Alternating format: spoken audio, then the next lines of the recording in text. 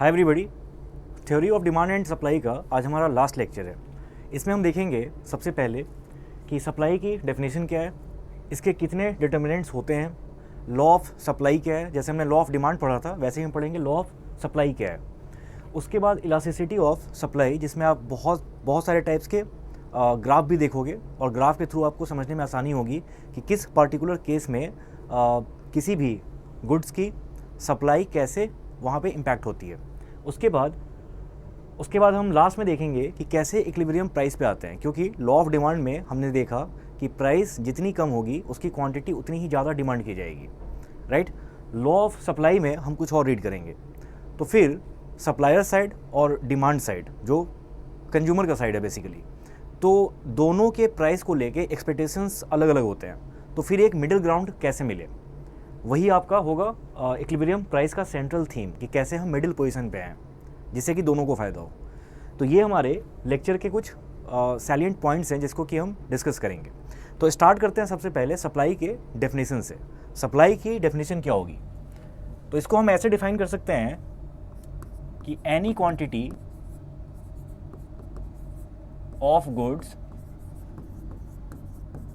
ठीक, that a supplier, और supplier से मतलब यहाँ पे क्या है, सेलर से, that a supplier is willing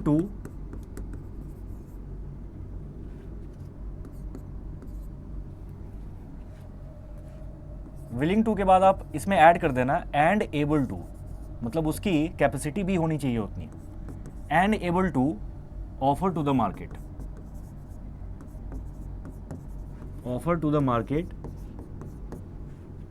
eight a given price. तो ये आपकी डेफिनेशन हो गई सप्लाई की। अब आप कुछ कीवर्ड्स यहाँ पे उस पर ध्यान देना, that a supplier is willing to and able to offer. अब आप थोड़ा सा रिकॉल करो, डिमांड में भी हमने रीड किया था, इनफैक्ट कंज्यूमर थ्योरी में आपने देखा था कि कैसे वांट्स, डिजायर्स, इन सब से डिमांड कैसे डिफरेंट होता है। डिमांड हम तभी बोलेंगे जब डिज़ायर टू कंज्यूम तो होगा ही, साथ ही साथ एबिलिटी एंड विलिंगनेस टू पे भी होना चाहिए, तभी वो डिमांड में कन्वर्ट होता है। लाइकवाइज अगर आप सप्लायर के साइड पे देखो तो यहाँ पे भी वही कंडीशन है कि सप्लायर की अपनी खुद की कैपेसिटी हो कि वो अपने सप्लाई को या फिर क्वांटिटी को फ्लक्चुएट कर पाए। तो अगर प्राइस ज़्यादा होती है या फिर कम होती है मार्केट में, तो उसके अकॉर्डिंग जो हम देखेंगे लॉ ऑफ सप्लाई में कि क्या रिलेशन है दोनों के बीच में। लेकिन पॉइंट ये है कि सप्लायर के पास इतनी कैपेबिलिटी होनी चाहिए कि वो प्राइस के अकॉर्डिंग अपने क्वांटिटी को, जो कि वो सप्लाई करने वाला है मार्केट में, उसको फ्लक्चुएट कर पाए, तभी हम उसको सप्लाई में कंसिडर करेंगे, ठीक है। ओके, तो ये हो गई डेफिनेशन। अब इसके कितने डिटर्मिनेंट्स होते हैं, क्योंकि ये भी बहुत इंपॉर्टेंट है। जैसे आप रिकॉल करोगे अगर, तो हम जब डिमांड रीड कर रहे थे तो डिमांड फंक्शन को हमने कुछ ऐसे किया था डिफाइन, ठीक है, Q D is equal to function of, उसमें सबसे पहला था प्राइस ऑफ दैट कमोडिटी, और उस पार्टिकुलर कमोडिटी के प्राइस के अलावा उसमें कंज्यूमर की income, price of related goods. तो ऐसे ऐसे करके बहुत सारे फैक्टर्स थे, राइट। उसी तरह सप्लाई के भी बहुत सारे फैक्टर्स होते हैं जिसको कि हम दूसरे वर्ड में डिटर्मिनेंट्स भी बोलते हैं। तो सप्लाई के क्या क्या डिटर्मिनेंट्स हैं वो आपके लिए जानना बहुत ज़रूरी है, क्योंकि वहीं से फिर आप लॉ ऑफ सप्लाई को रीड कर पाओगे, अच्छे से समझ पाओगे। एंड ये जो डिटर्मिनेंट्स होते हैं वहीं फिर कहीं ना कहीं जब आप इलास्टिसिटी के कॉन्सेप्ट को पढ़ोगे तो अलग अलग फॉर्म्स में जो हम इलास्टिसिटी कैलकुलेट करते हैं वो आपका डिटर्मिनेंट्स पे ही बेस्ड होता है। जैसे आप रिकॉल करो फिर से, डिमांड फंक्शन में क्या क्या होता था। एक तो सबसे पहले प्राइस ऑफ दैट कमोडिटी, उसके बाद होता था इनकम ऑफ दैट कंज्यूमर, ठीक है, उसके बाद होता था प्राइस ऑफ रिलेटेड गुड्स। ऐसे ऐसे करके बहुत सारे डिटर्मिनेंट्स होते थे, फैक्टर्स होते थे। तो जब आप इलास्टिसिटी कैलकुलेट कर रहे होते थे तो सबसे पहला आता था जो सबसे पहले दिखा था आपको, that was price elasticity of demand. उसी तरह यहाँ पे भी आएगा प्राइस इलास्टिसिटी ऑफ सप्लाई, ठीक है। और जितने फैक्टर्स होंगे उसके रिस्पेक्ट में हम निकाल सकते हैं इलास्टिसिटी को। तो एक बार अच्छे से देखना है इसको। अगर हम डिटर्मिनेंट्स की बात करें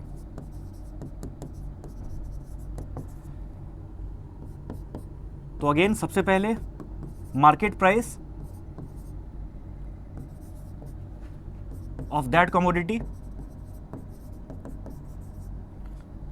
उसके बाद क्या हो सकता है, प्राइस ऑफ रिलेटेड गुड्स,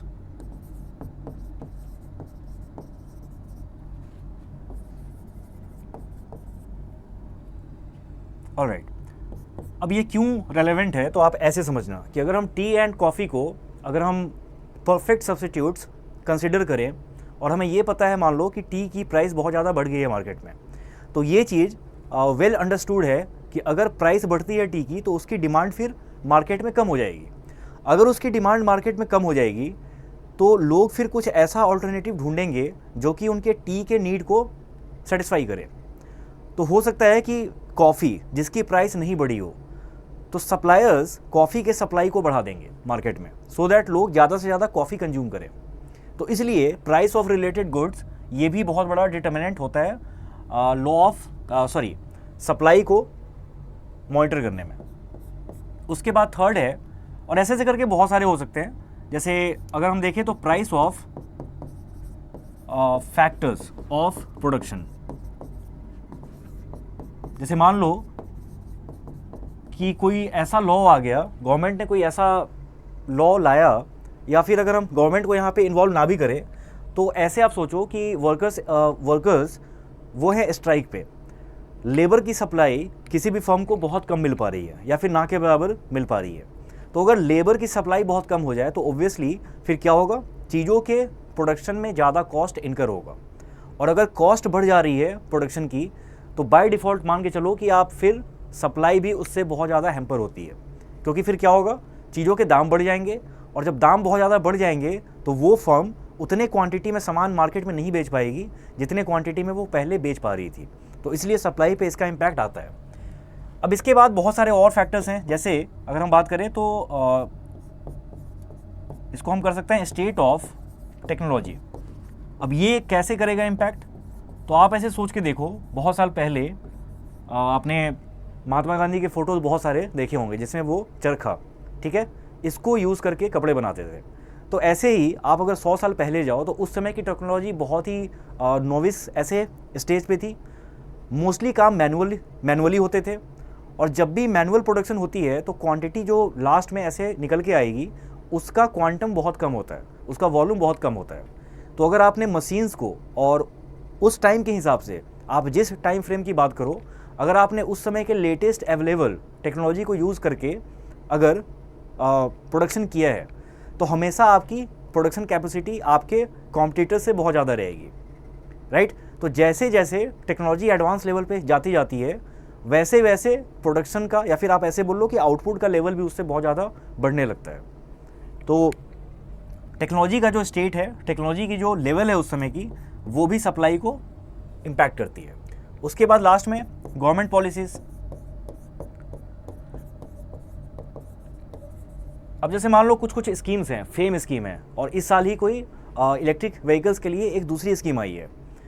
तो जब ऐसे स्कीम्स आते हैं और जब मैन्युफैक्चरर्स को, जो कि ऑटोमोबाइल सेक्टर में है, जब उनको पता लगता है कि गवर्नमेंट ने ई व्हीकल्स को बूस्ट करने के लिए, उसके सेल्स को बूस्ट करने के लिए कोई ऐसा स्कीम लाया है, तो फिर क्या होगा उससे कि दीज मैन्युफैक्चरर्स, ठीक है, these automobile manufacturers will get an incentive to manufacture more of electric vehicles, जो कि पहले लोग मार्केट में ले नहीं रहे थे, राइट। लेकिन अगर मान लो कि कम रेट पे इलेक्ट्रिक व्हीकल सप्लाई होने लगे, और इलेक्ट्रिक व्हीकल्स को यूज़ करने के लिए जो एक बेसिक नेसेसिटी होनी चाहिए, ठीक है, या फिर ऐसे आप ऐसे सोच लो कि जो बेसिक फैसिलिटीज़ रिक्वायर्ड है, जैसे कि चार्जिंग स्टेशंस, अगर ये सब प्रोवाइड किए जाए लोगों को, तो हो सकता है कि क्रूड ऑयल बेस्ड जो व्हीकल्स हैं, तो वहाँ से स्विच करके इलेक्ट्रिक व्हीकल्स पे वहाँ पे आ सकते हैं लोग। तो जिन इलेक्ट्रिक व्हीकल्स की सप्लाई मार्केट में पहले जीरो थी, ठीक है, क्योंकि लोग वहाँ पे खरीदते ही नहीं थे वो, तो अब अगर गवर्नमेंट ने कोई ऐसी पॉलिसी लाई तो मैन्युफैक्चरर्स को भी इससे क्या होगा, वो मोटिवेटेड होंगे इससे कि ये एक नया मार्केट है, इसको एक्सप्लोर करना चाहिए, तो वो फिर इसको मैन्युफैक्चर करना स्टार्ट करेंगे अगर उनको गवर्नमेंट की तरफ से कोई बेनिफिट या फिर इंसेंटिव मिल रहा है तो इस वे में गवर्नमेंट की पॉलिसीज़ भी सप्लाई को हैम्पर करती है, या फिर आप उसको बोल लो कि फेवर कर सकती है, या फिर ये हो सकता है कि ऑल टुगेदर किसी पार्टिकुलर रेंज की सारे प्रोडक्ट्स बनने बंद हो जाए, ये भी हो सकता है। दोनों केस में ये चीज़ है। अब अगर मान लो कि कल होके कोई ऐसी पॉलिसी आई जिसमें कि पान टोबैको, इस पे बेस्ड जितने भी इंडिया में गुड्स मैन्युफैक्चर हो रहे हैं या फिर प्रोसेस हो रहे हैं, अगर इसके अगेंस्ट गवर्नमेंट ने कोई पॉलिसी लाई कि ये सब चीज़ें सेल होंगी ही नहीं, तो जितने मैन्युफैक्चरर्स हैं जो कि आप ऐड पे देखते हो, बहुत सारे ऐसे हमारे क्रिकेटर्स हैं जो कि पान मसाला ये सब का ऐड कर रहे हैं अभी, तो अगर कोई ऐसी पॉलिसी आ गई जिसमें ये सब चीज़ें नहीं बननी होंगी तो फिर इसकी सप्लाई मार्केट में बंद हो जाएगी। तो ये रहे हमारे डिटर्मिनेंट्स। अब हम आते हैं लॉ ऑफ सप्लाई पे, क्योंकि अब हम बेटर तरीके से समझ पाएंगे कि लॉ ऑफ सप्लाई क्या है। ठीक है, इसको हम सिंपली ऐसे डिफाइन करते हैं कि अदर थिंग्स रिमेनिंग कांस्टेंट।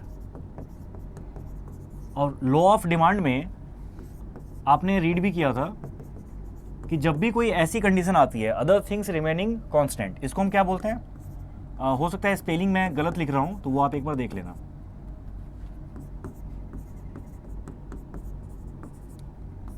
ठीक है, okay. Other things remaining constant, आप ऐसे इसको बोल लो कि a firm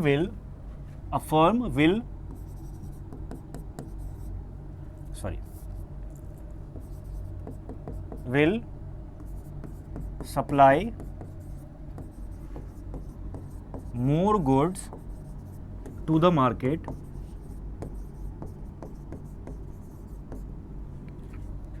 if the price of a commodity rises। मतलब इसका सिंपली ये है कि प्राइस इंक्रीज हो रही है, this will lead to an increased amount of supply in the market. तो आप इसको ऐसे लिख सकते हो कि प्राइस राइज हो रही है तो क्वांटिटी जो सप्लाइड है दैट इज ऑल्सो इंक्रीजिंग। तो इन दोनों में क्या हो गया? इन दोनों में डायरेक्ट रिलेशन हो गया। अब आप लॉ ऑफ डिमांड को अगर रिकॉल करो तो वहां पे क्या होता था? वहाँ पे इन्वर्स रिलेशन होती थी, क्योंकि कंज्यूमर ये चाहता है कि उसे कम से कम दाम में सामान मार्केट में मिल पाए, इसलिए वहाँ पे इन्वर्स रिलेशन होता था। यहाँ पे क्या है? कोई भी फर्म, कोई भी मैन्युफैक्चरर ये चाहेगी कि उनके सामान मार्केट में ज़्यादा से ज़्यादा दाम पे बिक पाए, तो इसलिए यहाँ पे क्या हो जाएगा? Direct relation. तो ये जो इनडायरेक्ट डायरेक्ट रिलेशन है दोनों केसेस में, जो लॉ ऑफ डिमांड की बात करें हम या फिर लॉ ऑफ सप्लाई की बात करें, तो इससे आपको हेल्प मिलेगी समझने में कि हम इक्विलिब्रियम प्राइस पे कैसे फिर आएँ, कैसे हम रीच करें, वो हम लास्ट में देखेंगे। अभी हम देख लेते हैं एक बार इलास्टिसिटी ऑफ सप्लाई क्या है। ठीक है, सॉरी, इलास्टिसिटी ऑफ सप्लाई के पहले हमें देखना पड़ेगा कि हम कैसे सप्लाई कर्व पे मूव कर रहे हैं। तो पहले आप एक बार फिर से ये देखो, यहाँ पे मैंने क्या बताया आपको कि क्वांटिटी सप्लाइड एंड प्राइस, इन दोनों में डायरेक्ट रिलेशन है। अगर डायरेक्ट रिलेशन है तो क्या मैं इसका ग्राफ ऐसे बना सकता हूँ कि यहाँ पे मैंने रख दिया क्वांटिटी को एक्स एक्सिस पे और वाई एक्सिस पे हो गई इसकी प्राइस। अच्छा, अब अगर आप डिमांड कर्व को याद करो तो डिमांड कर्व को कुछ ऐसा होता था, या तो इस तरह से या फिर इस तरह से, राइट। लेकिन जो सप्लाई कर्व है वो आपकी फिर ऐसे आएगी, क्योंकि यहाँ पे डायरेक्ट रिलेशन है। अगर इसी को मैं इक्वेशन में चेंज करूँ तो इसे मैं लिख सकता हूँ Q इज इक्वल टू के पी, जहाँ पे K कोई कांस्टेंट है। तो उसको अगर मैं ट्रांसफॉर्म करूँ ग्राफ पे तो वो कुछ ऐसा आएगा। या अगर आपने इसमें कोई दूसरा कांस्टेंट ऐड कर दिया तो ये हो सकता है कि यहाँ के बजाय कुछ ऐसा हो जाए, ये कुछ ऐसा हो जाए, डिपेंड करता है। बट ये बहुत ही बेसिक ग्राफ है, तो आप इसको देख लो एक बार कि ऐसे ग्राफ बनेगा लॉ ऑफ सप्लाई का। अब लॉ ऑफ डिमांड के बेसिस पे जो हम ग्राफ बनाते थे वो हमारा कुछ ऐसा होता था जिसको हम बोलते थे डाउनवर्ड स्लोपिंग, राइट। लेकिन यहाँ पे डाउनवर्ड स्लोप नहीं है इसका अपवर्ड स्लोप है। और अपवर्ड स्लोप इसलिए है बिकॉज जैसे जैसे प्राइस इसकी बढ़ रही है, आप देखो ऐसे जैसे जैसे चीज़ों की प्राइस बढ़ रही है तो उस रेशियो में ही फिर सप्लायर मार्केट में क्वांटिटी बढ़ा रहा है, इसीलिए इसका अपवर्ड स्लोप है। ओके, अब डिमांड वाले सेगमेंट पे हमने रीड किया था कि एक्सपेंशन, कॉन्ट्रैक्शन, इंक्रीज, डिक्रीज, ये सब क्या है, तो उसको फिर हम यहाँ पे भी समझ लेते हैं। तरीका वही रहेगा, बस नोमेनक्लेचर में थोड़े बहुत चेंजेस होते हैं। तो वो आप देखो इसको कैसे कि क्या है। अगर हम बात करें एक्सपेंशन या फिर कॉन्ट्रैक्शन की और हम बात करें इंक्रीज या फिर डिक्रीज की, ये कोई सप्लाई कर्व है। यहां पे क्वांटिटी रख दिया हमने, यहां पे प्राइस। ओके, अगर हम बात कर रहे हैं सिर्फ प्राइस के टर्म में, अगर हम बात कर रहे हैं सिर्फ प्राइस के टर्म में कि अगर किसी गुड की प्राइस मार्केट में मान लो इंक्रीज होती है, बढ़ रही है, तो उसी रेशियो में फिर सप्लायर वो भी क्वांटिटी को बढ़ा देता है। तो अगर हम प्राइस के रिस्पेक्ट में बात कर रहे हैं कि प्राइस में इंक्रीज या डिक्रीज होने से मार्केट में जो सप्लाई का लेवल है वो इंक्रीज या डिक्रीज हो रहा है, तो उसको हम बोलेंगे एक्सपेंशन और कॉन्ट्रैक्शन। ठीक है,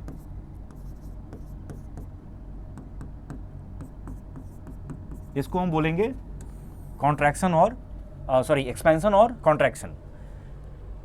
मतलब यहां पे हम सिर्फ प्राइस के रिस्पेक्ट में चीजों को देख रहे हैं। तो उस केस में जो मूवमेंट होगी, movement along the supply curve, वो आपका कुछ ऐसे होगा कि यहां से ये बढ़ा, बढ़ते बढ़ते यहां तक आया, फिर वो घट भी सकता है, लेकिन ओवरऑल जो मूवमेंट होगी वो इसी कर्व के अलोंग होगी।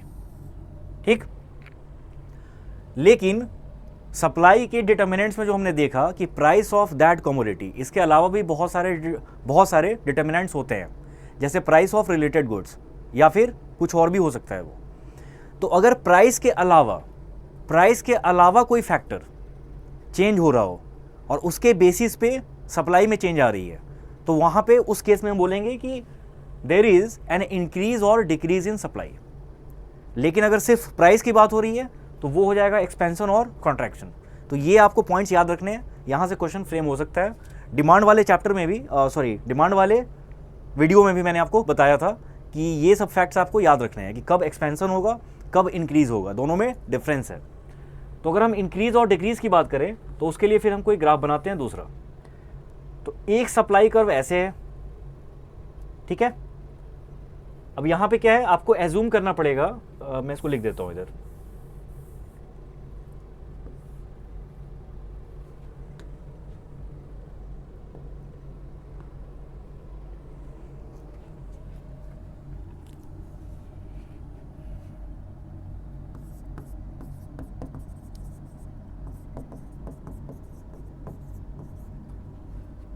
इस पे मैं बार बार एम्फेसाइज इसलिए भी कर रहा हूं क्योंकि यहां पे गलतियां बहुत ज़्यादा करते हैं लोग, तो आप इसका ध्यान रखना। Other factors are constant only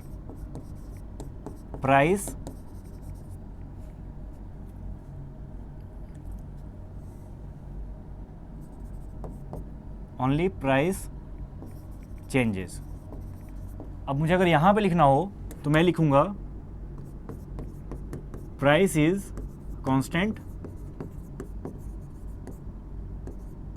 ठीक है। अदर फैक्टर या फिर फैक्टर्स, मतलब कोई एक सिंगल फैक्टर भी हो सकता है और बहुत सारे और भी फैक्टर्स हो सकते हैं जो साथ ही साथ चेंज हो रहे हो, ठीक है। तो चेंज या फिर चेंजेस डिपेंड करता है कितने फैक्टर्स वहां पे चेंज हो रहे हैं। अब अगर मैं इसका ग्राफ बनाऊं तो इसमें क्या हो जाएगा कि अगर कोई सप्लाई कर्व ऐसी है जो पहले यहां पे थी, कोई फैक्टर चेंज हो गया। अब मान लो ये जो सप्लाई कर्व मैंने बनाई है, ये मैंने बनाई है टी की, यहां पे हम बात कर रहे हैं टी की। तो टी के प्राइस में, या फिर मान लो कि प्राइस इसकी फिक्स है, कॉफ़ी की प्राइस जो है कम हो गई या फिर ज़्यादा हो गई, तो उसके हिसाब से क्या होगा कि टी के कुछ कंज्यूमर्स हैं वो कॉफ़ी पे स्विच करेंगे। अगर वो कॉफ़ी पे स्विच करेंगे तो जो लेवल ऑफ सप्लाई टी के लिए मार्केट में था, अब उसमें कुछ इंक्रीज या डिक्रीज आएगा, कुछ भी हो सकता है। सो जो सप्लाई कर्व टी के लिए थी अब वो नहीं रहेगी, अब उसमें कुछ ना कुछ चेंजेस आएंगे। तो या तो वो यहां पे आ सकता है या फिर यहां पे आ सकता है, ठीक है। या तो यहां पे आ सकता है या फिर यहां पे आ सकता है। तो ये आपको ध्यान देना है और इसी के बेसिस पे फिर हम बोलेंगे कि सप्लाई में इंक्रीज हो रहा है या फिर डिक्रीज हो रहा है। नॉर्मली क्या होगा कि अगर आप देखो, अगर आप प्राइस को फिक्स करो, प्राइस को आपने ऐसे कर दिया पैरेलल टू एक्स एक्सिस या फिर पैरेलल टू क्वांटिटी। तो प्राइस तो फिक्स है, बट क्या होगा कि अगर लोग कॉफ़ी ज़्यादा डिमांड करेंगे तो टी की सप्लाई कम होनी चाहिए फिर मार्केट में, क्योंकि एग्जैक्टली सेम लेवल का सप्लाई नहीं रह सकता गिवन कि कुछ आपके कंज्यूमर्स किसी दूसरे कमोडिटी पे स्विच कर गए हैं, तो क्वांटिटी अब कम होनी चाहिए। तो उस केस में क्या होगा, प्राइस अगर फिक्स है और टी की क्वांटिटी कम करनी है तो ये कर्व अब यहाँ से उठ के यहाँ पे आ जाएगा, क्योंकि अभी भी प्राइस इस केस में भी सेम था, इस केस में भी सेम था, लेकिन क्वांटिटी जो सप्लाइड है मार्केट में, जो क्वांटिटी पहले Q1 थी अब वो घट के हो गई Q2। क्यों? क्योंकि टी के कुछ कंज्यूमर्स कॉफ़ी पे चले गए। इस केस को हम बोलेंगे कि ये सप्लाई में कॉन्ट्रैक्शन है। मतलब अगर लेफ्टवर्ड शिफ्ट होता है, सप्लाई कर्व अगर लेफ्टवर्ड शिफ्ट हो जाए तो उसको बोलेंगे that case is of contraction. Whereas if the supply curve shifts rightward तो उस केस में क्या हो जाएगा, एक्सपेंशन। तो ये आपको दो चीज़ें ध्यान रखनी है। तो ये हो गया हमारा इंक्रीज डिक्रीज और एक्सपेंशन कॉन्ट्रैक्शन। इसको समझने का तरीका एग्जैक्टली सेम था जो हमने डिमांड वाले सेशन में बात की थी जिस पे, तो वैसा ही तरीका यहाँ पे भी है कि अगर सिर्फ प्राइस में चेंज हो तो एक्सपेंशन या फिर कॉन्ट्रैक्शन, प्राइस के अलावा किसी फैक्टर में चेंज हो तो वो होगा इंक्रीज या फिर डिक्रीज। ओके, अब हम देख लेते हैं इलास्टिसिटी ऑफ सप्लाई को। कितने टाइप के यहाँ पे कर्व्स हो सकते हैं। सबसे आसान रहता है जीरो का, तो हम वहीं से करते हैं स्टार्ट। ये प्राइस है, क्वांटिटी है।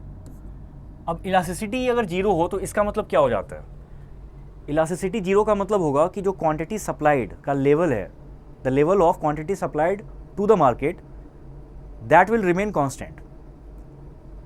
क्वांटिटी में कोई भी चेंजेस नहीं आएंगे, वो एज इट इज़ रहेगा।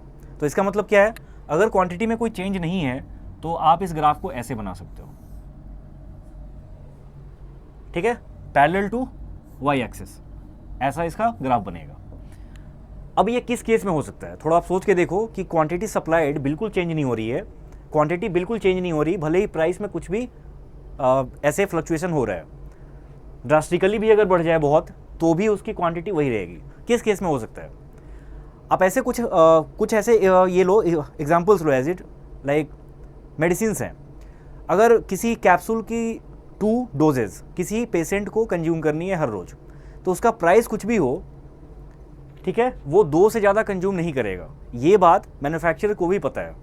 उस केस में क्या होगा कि वो अपनी सप्लाई नहीं बढ़ाएंगे, क्वांटिटी नहीं बढ़ाएंगे, क्योंकि अगर वो क्वांटिटी बढ़ा दे तो ऐसा नहीं है कि चीज़ों के दाम कम होने से वो कंज्यूमर ज़्यादा कंज्यूम करने लगेगा, या फिर चीज़ों के दाम बढ़ने से सप्लायर ये सोचे कि अब मुझे ज़्यादा प्रॉफिट मिल सकता है तो इसलिए मार्केट में मैं सप्लाई बढ़ा दूँ। मेडिसिन के बाद कुछ और एग्जांपल्स इसके हो सकते हैं, जैसे कि वाटर बोटल्स। अब कोई इंसान जितना पानी पी रहा है, थोड़ा बहुत उसमें हो सकता है कि फ्लक्चुएशन हो, लेकिन कोई अगर 4 to 5 बोटल्स पानी पी रहा है तो बोतल की प्राइसेस कितनी भी बढ़ जाए या फिर घट जाए, मार्केट में उसकी सप्लाई चेंज नहीं होगी, बिकॉज पानी कोई ऐसी चीज़ नहीं है जो लोग और ज़्यादा पीने लगेंगे अगर चीज़ों के दाम बहुत कम हो जाएं तो, क्योंकि ये सब बेसिक नेसेसिटीज़ हैं। ये जिस क्वांटिटी में कोई कंज्यूम करता है वो क्वांटिटी ऑलमोस्ट फिक्स रहती है। तो इसलिए उस केस में इसकी इलास्टिसिटी कर्व जो है वो आप ऐसे बना सकते हो, सॉरी उसका सप्लाई कर्व आप ऐसे बना सकते हो। इसके बाद बहुत सारे केसेस होंगे। अगर मान लो इलास्टिसिटी अगर 1 से ज़्यादा है तो उस केस में जो इसका ग्राफ बनेगा वो कुछ ऐसा बन सकता है, वो कुछ ऐसा बन सकता है। अब मैंने यहां से क्यों स्टार्ट किया, ऐसा नहीं है कि सप्लाई नेगेटिव हो सकती है कभी, ये बस दिखाने के लिए है कि अगर मान लो कि प्राइस इसका अगर अपने मिनिमम लेवल पे है तो वहां पे सप्लाई कितनी हो जाएगी, 0 प्राइस के करस्पॉन्डिंग, अगर हम ओरिजिन को देखें तो। लेकिन जैसे ही प्राइस कुछ बढ़ती है तो सप्लाई का लेवल फिर ऐसे ही बढ़ता रहेगा।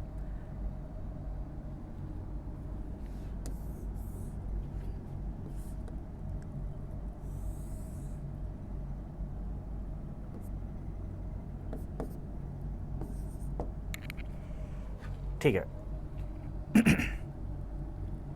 दूसरे केस में ये हम देख सकते हैं, किस केस में, अगर इलास्टिसिटी लेस देन 1 है, इसका मतलब क्या हो गया कि अगर प्राइस बहुत कम है तो भी सप्लायर को कुछ ना कुछ सप्लाई करना ही पड़ेगा मार्केट में, ठीक है। यहाँ पे आप थोड़ा सा ये हो सकता है कंफ्यूजिंग हो, क्योंकि मैं भी ग्राफ बनाते समय मुझे लग रहा है कि इसको और अच्छे से समझाना पड़ेगा, तभी आप इसको समझ पाओगे। इसको समझना डिफरेंस क्या है दोनों में। अगर इसकी प्राइस यहाँ पे है, प्राइस यहाँ पे कुछ भी है, मान लो कि P1 है, P1 की वैल्यू ऑब्वियसली 0 से ज़्यादा है, तो प्राइस इसकी 0 से ज़्यादा है, ठीक है। यहाँ पे देख लो गैप ये है, तो कुछ रहा होगा, मान लो 4 है, 5 है, कुछ भी है। लेकिन वहाँ पे सप्लायर ने मार्केट में कुछ भी सप्लाई नहीं किया अभी तक, वहाँ पे क्वांटिटी जो है वो अभी भी 0 ही है। तो मतलब कि यहाँ पे ये चीज़ इस क्वांटिटी, इस गुड की जो सप्लाई है वो इलास्टिक है, बिकॉज यहाँ पे सप्लायर चाहता है कि उसको जितना फ़ायदा हो उतना ही ज़्यादा वो सप्लाई करेगा, प्राइस जितनी ज़्यादा बढ़ेगी उतना ही ज़्यादा वो सप्लाई करेगा। इसीलिए वो रुका हुआ था, उसने प्राइस के लिए वेट किया है, और प्राइस जब ज़्यादा थी उसके बाद उसने सप्लाई पंप इन करना स्टार्ट किया है मार्केट में। बट इस केस को अगर आप देखो तो प्राइस यहाँ पे अगर हम इसको बात करें, इसको हम नेम दे देते हैं P2, तो P2 देख लो कि P1 से कम है, राइट, लेकिन फिर भी उसने कुछ ना कुछ सप्लाई मार्केट में रखा हुआ है। तो इसलिए ये थोड़ा कम इलास्टिक है, या फिर आप इसको ऐसे बोल लो कि ये इन इलास्टिक है और ये इलास्टिक है।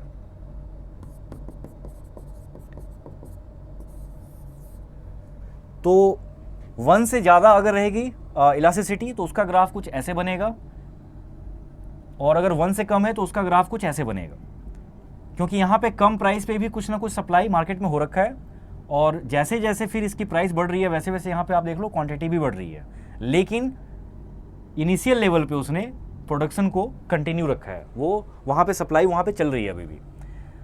एग्जैक्टली 1 कब होगा, तो ये बहुत ही सिंपल है। अगर आप ग्राफ को यहाँ से उठाओ ऐसे, ठीक है, ओरिजिन से, तो ये आपको दे देगा E की वैल्यू 1,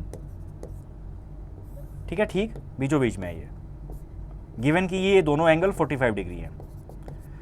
ओके, अब हम देख लेते हैं एक बार कि इसकी फिर कैलकुलेशन कैसे करें। सो दो टाइप से हम दो तरीके से कैलकुलेट कर रहे थे, एक था हमारा पॉइंट इलास्टिसिटी,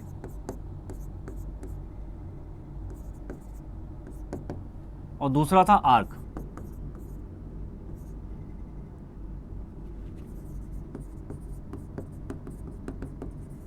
तरीका सेम रहने वाला है इसका भी। अगर मान लो कि किसी भी कमोडिटी की प्राइस बढ़ जाए तो सप्लायर चाहेगा कि वो और ज़्यादा क्वांटिटी सप्लाई कर पाए मार्केट में। उस केस में क्या होगा, पॉइंट इलास्टिसिटी का फॉर्मूला हम सेम रखेंगे जो डिमांड वाले सेशन में था, वही यहाँ पे भी रहेगा, percentage change in quantity supplied.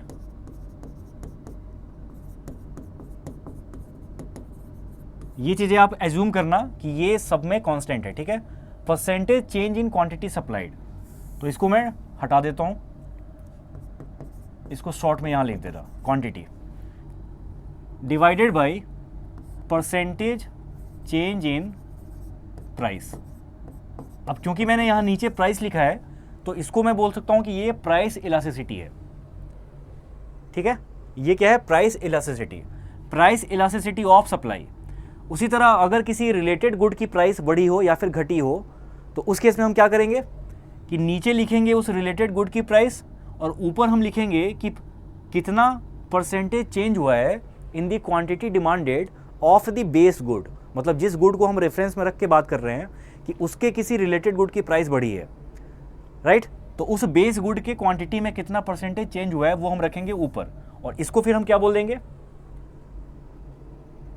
जो डिमांड वाले सेशन में अलग अलग टाइप के इलास्टिसिटीज़ थे, वहाँ पे आपने नोटिस किया होगा कि डिनोमिनेटर की वैल्यू ही चेंज होती थी। जैसे नेम चेंज होता था वैसे ही डिनोमिनेटर में अगर वैल्यूज़ को एडजस्ट करने की बात करो तो वो तरीका चेंज हो जाता था। यहाँ पे भी सेम रहने वाला है। अब अगर इसी पॉइंट इलास्टिसिटी को, मतलब प्राइस इलास्टिसिटी ऑफ सप्लाई, इसको अगर हम आर्क इलास्टिसिटी में कन्वर्ट करें या फिर आर्क के तरीके से निकालें अगर हम, तो यहाँ पे इसका फॉर्मूला क्या हो जाएगा, क्वांटिटी में कितना चेंज होगा वो हो जाएगा Q2 माइनस Q1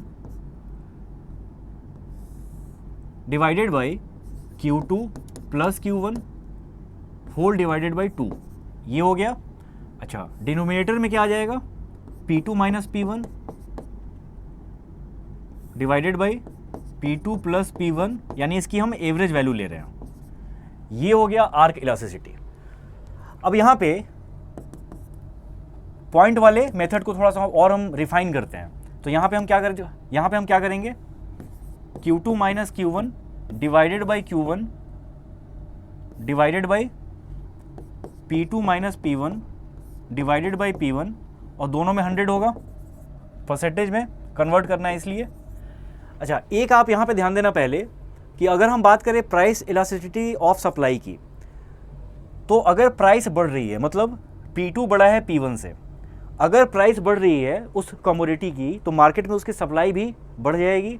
सप्लायर चाहेगा कि इसको मैं और बेचूं, तो उस केस में क्या होगा, P2 बड़ा है P1 से, Q2 बड़ा होगा Q1 से, तो ये दोनों वैल्यू आएगी पॉजिटिव, यानी price elasticity of supply, price elasticity of supply, ये आपका पॉजिटिव रहता है, 0 से बड़ा रहेगा। जबकि अगर हम डिमांड साइड की बात करें तो प्राइस इलास्टिसिटी ऑफ डिमांड जो है वो नेगेटिव रहता था। वो इसलिए, जो मैंने आपको सेशन के स्टार्ट में बताया कि लॉ ऑफ डिमांड में प्राइस और क्वांटिटी की इन्वर्स रिलेशन थी, इसलिए इलास्टिसिटी की वैल्यू भी निगेटिव थी।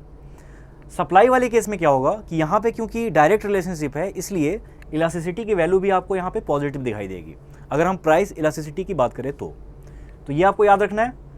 ओके, चैप्टर में सारा कुछ कवर हो गया है। अब बस एक चीज बची है कि हम कैसे इक्विलिब्रियम प्राइस पे आए।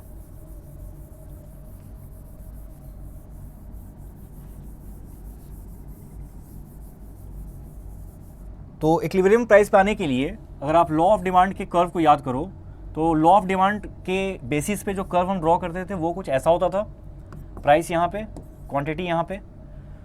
अगर आप सप्लाई, लॉ ऑफ सप्लाई की बात करो तो उसका कर्व कुछ ऐसा है, यहाँ पे क्वांटिटी सप्लाइड, यहाँ पे क्वांटिटी डिमांडेड, ठीक है। दोनों के कर्व्स कुछ ऐसे ऐसे हैं।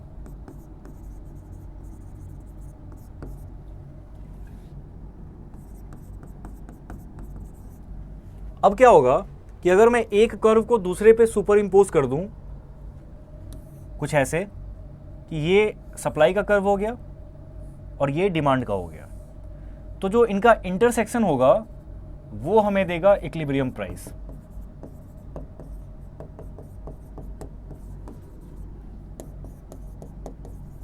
वो हमें देगा इक्विलिब्रियम प्राइस। तो यहाँ पे प्राइस है, यहाँ पे क्वांटिटी है, इसने जहाँ पे कट किया है उसके करस्पॉन्डिंग प्राइस की क्या वैल्यू है, मतलब कितना प्राइस है, और वो जो प्राइस है उसके करस्पॉन्डिंग क्वांटिटी क्या है। अब इसको आप कैसे रीड करोगे, ये वो प्राइस है जिस पे कि अग्रीमेंट बनी है मार्केट में, बायर भी चाहता है कि ठीक है हम इतने पे ले सकते हैं, हालांकि वो चाहता था कि प्राइस और भी कम होती, लेकिन सप्लायर नहीं मान रहा।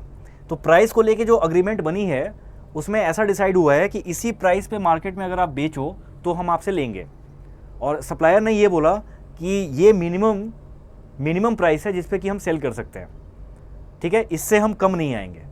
बायर ये बोल रहा है कि हम इससे ऊपर नहीं जाएंगे, मतलब हम इससे ऊपर आपको पे नहीं करेंगे। तो ये हो गया इक्विलिब्रियम प्राइस। उसके करस्पॉन्डिंग जो क्वांटिटी है that is the level of supply in the market, मतलब इतने क्वांटिटी में अगर मार्केट में सप्लाई आए तो वो पूरा का पूरा कंज्यूम हो जाएगा। लेकिन अगर इससे ज़्यादा क्वांटिटी अगर मार्केट में पंपिंग किया गया तो वो फिर हो सकता है वेस्ट हो जाए, ठीक है।